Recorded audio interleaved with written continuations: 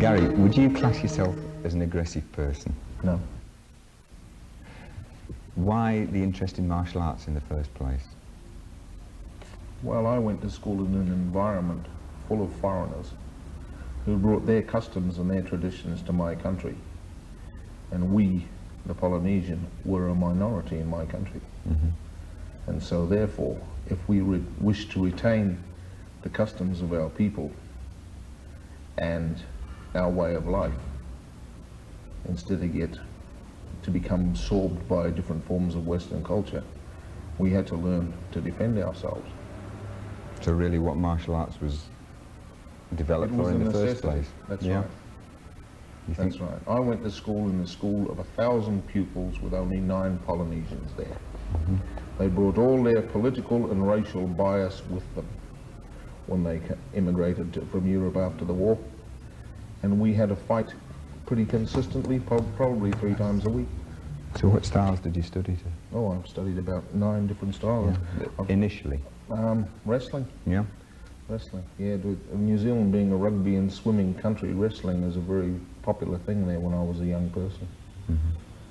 And after wrestling, judo.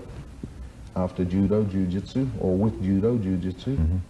And when I went to Australia, I started karate because there was very little. There was only one karate club available in New Zealand when I was there, and that was not available to anybody but Europeans. I used to be a seasonal worker, and in each different city there were different systems you went to. Well, I used to like the Korean systems because of their stress on legs, because we could all punch. Anybody can punch. After 10 minutes with a bag, you can punch. And grappling was something that I'd done since I was 7, so it was natural. And the Polynesian has always had staff fighting arts. Even their the haka, which is done before the rugby football matches, is a war dance, and that is all the hand movements and all the weapons techniques in it are for use with staffs. So the kicking was alien to us, but I liked karate because of the kicking and the taekwondo, and I found it was better. Your legs are far stronger than your hands, so if you could grip an opponent and then kick him, you were well better off. So when did you first start using your martial arts training for practical purposes? Or have you always done? Probably 18 years of age. Yeah.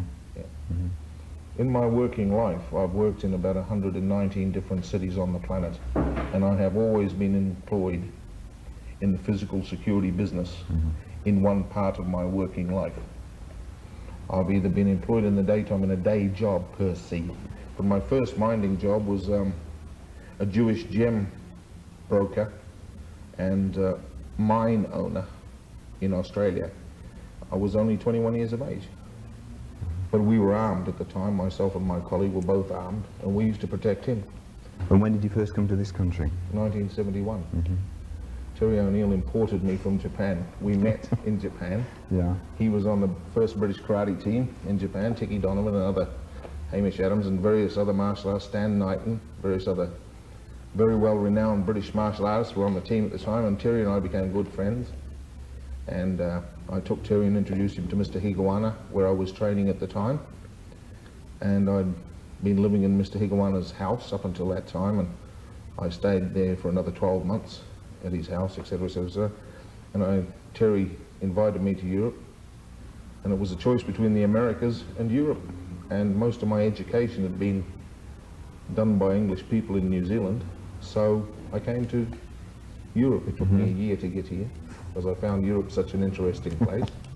The techniques you use in real-life situations, how much do you rely on your traditional training, or do you Well, if develop you can call my command of the English language traditional, then you can call my command of the martial arts language traditional. Because I have never been anything but a traditional martial artist, having spent a major portion of my life in Asia training, not the local YMCA. Harry, could you tell us something about your grades? Well, I was the 3rd European to graduate from the Japan Karate College. The last time I was in Japan, Mr. Yamaguchi, I was graded, I was given my red and white belt by Mr. Yamaguchi himself. And I understand from what other people have told me that this was the first time they'd ever seen this happen. And it was because during the period of time I was there, I did everything that was put before me, even though I got injured and different other things happened. I believe that to be what you should be doing. And I was graded Godzu, which to me is, was the highest achievement of my life up until that time. The fact that I've survived the rest of my life has been the next highest achievement. The headbutt can be used upwards along both sides of the head, straight in, relax, straight in what the Koreans call punchak, which is head punch, right? Now, when you become aware of a situation of violence, violence happens this close. Out here, it's not dangerous, right? In this close, the head is a very dangerous weapon. And as a blow to defend against it, slowly, the elbow is one of the best forms of defense against it. And after your first successful strike with the elbow, it's recommended to strike twice.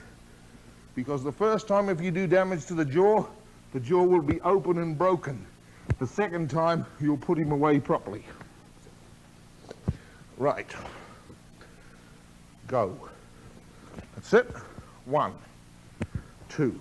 All right, that's the first thing. Now, these are common things that you can easily learn and watch and study the psychology of it. The next time, touch.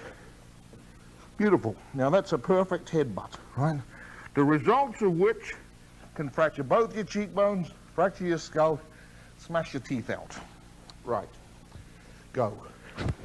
This technique is to take the jaw with taisho, which is a straight move out of the bunkai or the basic techniques of many karate systems. Take the crown of the head so and rotate the jaw. Consequently, you will give the customer 360-degree vision. Right. Back again. Go.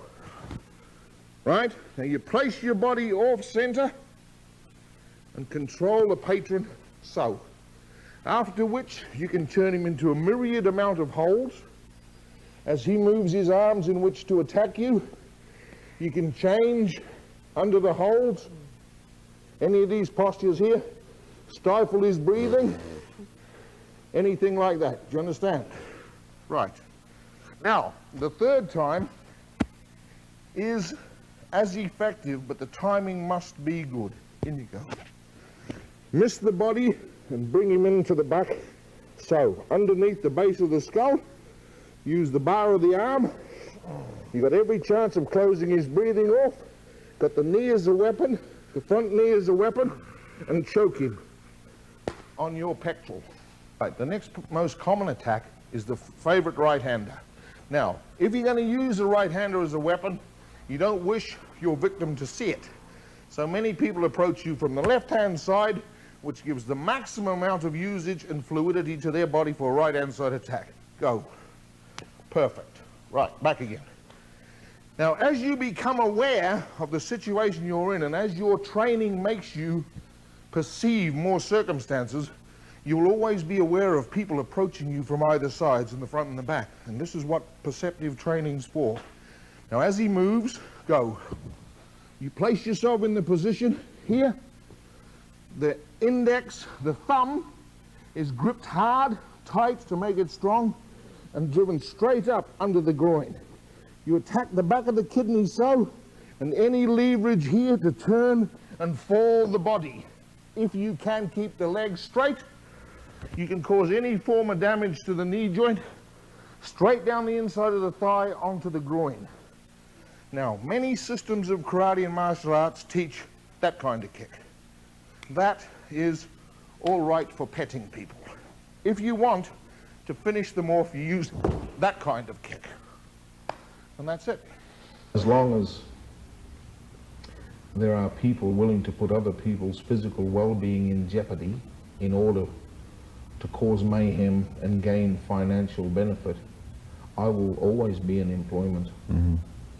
Myself and men in the medical profession.